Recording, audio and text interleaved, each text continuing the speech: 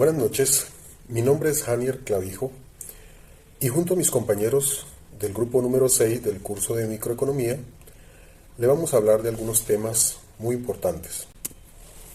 Primero, oferta y demanda. Segundo, elasticidad. Tercero, función de productos. Cuarto, costos de producción.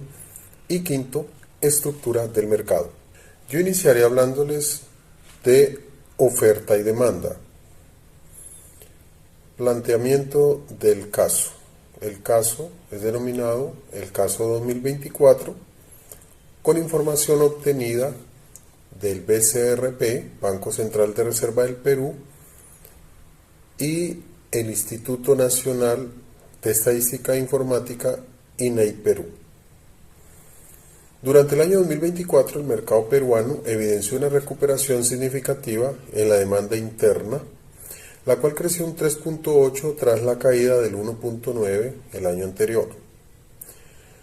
Microeconómicamente, este cambio afectó la interacción entre consumidores y productores. Tenemos algunos supuestos de este caso.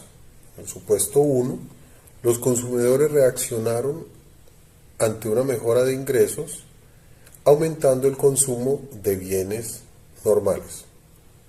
En el supuesto número 2 tenemos que los productores observan una mayor demanda, incrementan su producción y en consecuencia los costos aumentan.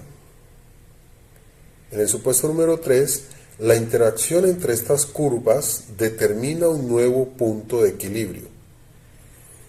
En el supuesto número 4, los factores externos como la política fiscal expansiva o los incentivos al consumo pueden potenciar esta tendencia. También tenemos una imagen donde se puede evidenciar los componentes del crecimiento de la demanda interna sucedida en el año 2024. En conclusión, el incremento de la demanda interna en 2024 es un reflejo del comportamiento habitual de un mercado en recuperación donde los consumidores aumentan sus compras y como respuesta a este impulso, los productores amplían su oferta, creando así un nuevo equilibrio en el mercado. Se observa que los cambios en el poder adquisitivo son factores esenciales para explicar las variaciones entre estas dos variables. Muchas gracias. Buenas noches. Continuando con la exposición, vamos a hablar de la elasticidad. El producto elegido es el arroz blanco y el título de la noticia es el siguiente. La demanda del arroz se mantiene rígida en el 2025 pese a la caída de sus precios. Para el planteamiento del problema tenemos que la noticia está centrada en la rigidez del arroz blanco en el Perú. Un bien de primera necesidad que conforma un pilar fundamental en la canasta básica de nuestro país. Para el desarrollo de los supuestos tenemos que durante el 2025 la inflación y los precios de los commodities o bienes básicos alimenticios se han mostrado moderados. Los reportes del Banco Central de Reserva del Perú indican una caída de costos de insumos y un aumento de oferta por importaciones, lo que genera una baja en el precio final del arroz en el mercado peruano. Se estima mediante datos históricos que la elasticidad del precio de la demanda para el arroz aproximadamente es de 0.35, sacando un promedio de 0.20 y 0.45 de valores absolutos representativos de acuerdo a ello. Este valor indica que el arroz es un producto con demanda inelástica, ya que si la empresa arrocera baja su precio para liquidar los inventarios, la cantidad de arroz que venderá aumentará muy poco, significando así que el ingreso total de la empresa disminuirá. Esta inelasticidad es una ventaja clave para las empresas arroceras, ya que el consumo es estable e insensible al precio.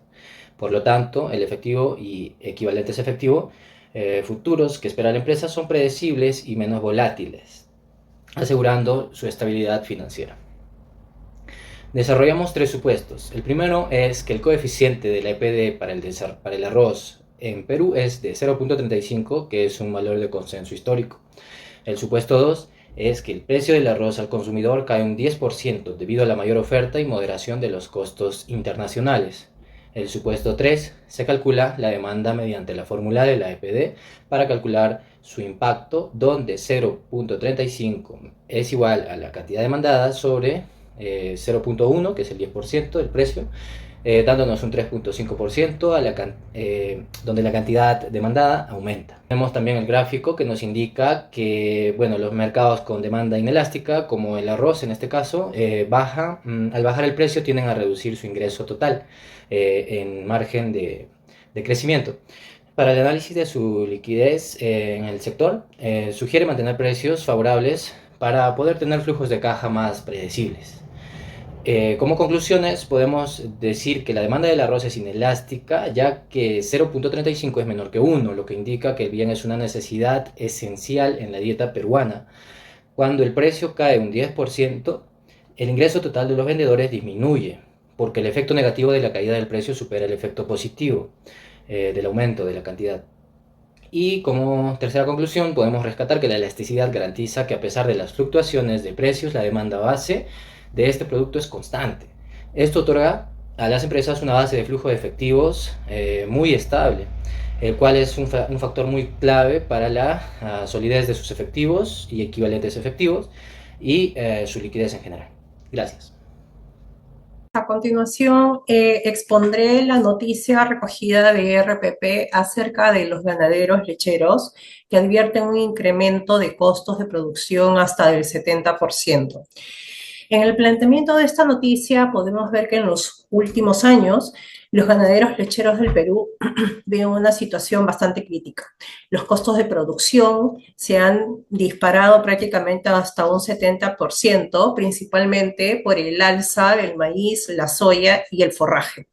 En zonas como Cajamarca y Arequipa, pues producir un litro de leche cuesta cerca de $1.50, mientras las industrias pagan solo $1 o $1.20. Muchos pequeños productores están al borde de la quiebra. Venden su ganado, reducen su producción o simplemente abandonan su oficio. En el segundo punto podemos ver de que en el desarrollo del caso, de que el problema se concentra en los costos variables que no paran de subir, ¿no? Mientras tanto, el precio de venta al productor se mantiene bastante bajo, generando pérdidas continuas. Hoy, por ejemplo, para ser rentable, deberían de vender el litro de leche entre $1.80 o $2, algo que el mercado actualmente no reconoce. Esto pues ha provocado menos inversión, reducción del ganado y menor producción nacional. En resumen, los costos suben, pero los ingresos no. En los supuestos teóricos podemos nombrar dentro de la teoría económica que los insumos suben, pero la tecnología no cambia. El precio de venta se mantiene estable, la productividad baja porque las vacas pues también reciben menos alimento. El mercado es imperfecto, muchos productores y pocos son los compradores, y todo esto altera de alguna manera la función de producción y genera un desequilibrio económico. En el gráfico que presentamos en el trabajo sobre este punto, ahí podemos visualizar, muestra cómo el costo por litro de leche supera igual al precio recibido, pues esta brecha en la raíz del problema, pues los ganaderos producen casi al costo o incluso con pérdida, pues y esto se traduce de alguna manera en menor oferta y riesgo de abandono del sector. Por último, y para concluir, pues este caso refleja cómo la teoría económica se vuelve realidad en el campo. Cuando los costos suben y los precios se estancan, la producción deja de ser rentable. Pero detrás de estas cifras hay familias, esfuerzo y tradición. Por eso es que se necesita mayor apoyo técnico, acceso a insumos más baratos y precios justos que devuelvan la esperanza a los productores. La sostenibilidad de la ganadería lechera pues dependerá de alguna manera de recuperar ese equilibrio entre lo que cuesta producir y lo que realmente se paga. Muchas gracias, profesora. Buenas noches, vamos a analizar el tema de costos de producción y vamos a extraer la noticia de costos de producción en plantas pesqueras. Exactamente la producción de merluza congelada. Así que este análisis se basa en un rubro que integra materias primas como pescado, aceite, sal y condimentos, transformados pues en el proceso, ¿no? Vamos a tener con ello 4 supuestos que estos supuestos van a guiar nuestro estudio. El primero es una demanda estable de merluza a corto plazo. El segundo son los costos fijos, que incluyen mantenimientos imprevistos. El tercero, la calidad de la merluza afecta los costos variables unitarios. Y el cuarto, la eficiencia de la mano de obra disminuye con el tiempo. Esto nos ayuda a entender cómo los costos se gestionan en un entorno realista de producción. La tabla 1 muestra el contexto de producción de merluza congelada en función de la cantidad producida, desde 0 hasta 8 kilogramos. Las columnas incluyen el costo fijo de $100, que no va a variar, el costo variable, que aumenta con la producción, el costo total, que es la suma de ambos, el costo fijo medio, que disminuye al dividirse entre más unidades, el costo variable medio, el costo medio total y el costo marginal, que refleja el costo de producir una unidad adicional. Por ejemplo, al producir 1 kilogramo, el costo total es $125, con un costo fijo medio de $100 y un costo marginal de $25. Al llegar a 7 kilogramos, el costo total sube a $265, donde posteriormente el costo fijo medio cae a $14.29 y el costo marginal alcanza $40, mostrando un aumento por rendimiento decreciente. Así que la tabla destaca que la producción óptima es de 7 kilogramos, donde el costo medio total viene a ser $40.71, donde viene a ser un costo mínimo, lo que sugiere que producir más, como 8 kilogramos, eleva innecesariamente los costos a $42.50 por unidad, con un costo marginal de $55. Este análisis se alinea con nuestros supuestos, ya que presenta una demanda estable, tenemos costos fijos como mantenimientos imprevistos, la calidad de la merluza viene afectando los costos variables y una eficiencia laboral que disminuye con el tiempo. Bien, a raíz de esto, la tabla ilustra cómo al inicio los costos medios bajan por economías de escala, pero tras 7 kilogramos, los rendimientos decrecientes encarecen la producción. La tabla número 1 nos enseña que optimizar la producción en 7 kilogramos minimiza costos y maximiza su eficiencia. Buenas, profesora. Yo soy Ariana Ramírez y el día de hoy les voy a hablar sobre la estructura del mercado. En esta parte yo escogí el producto del azúcar y como noticia tenemos que el Ministerio de Economía y Finanzas ha pedido a Indecopi investigar una presunta concertación de precios de las industrias azucareras en el mercado nacional. Como primera parte tenemos el planeamiento. En nuestro país el kilo de azúcar se vendía a 4 soles 50. Aunque en precio internacional ha bajado un 15%, en el país solo bajó a 4 soles 40. Esto llamó la atención, ya que las grandes empresas como San Jacinto, Andahuaylas y Polmalca controlan casi todo el mercado. En desarrollo. Como hay pocas empresas que producen azúcar, estas empresas pueden mantener sus precios parecidos y no compiten entre sí, lo que hace que el precio no sea tan bajo como debería ser. En supuestos tenemos 3 claros ejemplos, como por ejemplo 3 empresas controlan el 80% del mercado, el precio internacional bajó un 15% y el precio local solo bajó un 2%. Como última parte tenemos las conclusiones. En el Perú, muy pocas empresas grandes casi venden todo el azúcar, por eso pueden poner precios parecidos o muy altos. Por eso Indecopi debe estar atento para que no se aprovechen de los precios y para que sean justos para todas las personas en nuestro país. Gracias.